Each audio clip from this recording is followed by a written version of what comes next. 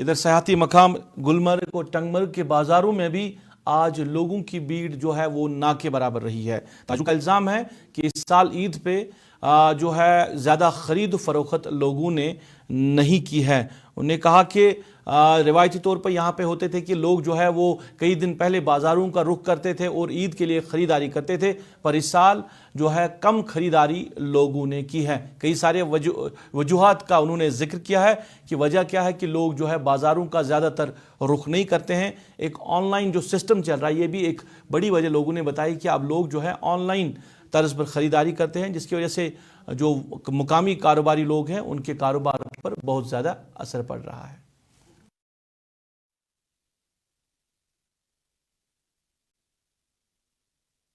بسم اللہ الرحمن الرحیم، میں بلال احمد ناو بہت مارکیٹس مز ٹنگ مرگ مارکیٹ میں پن دکان یہ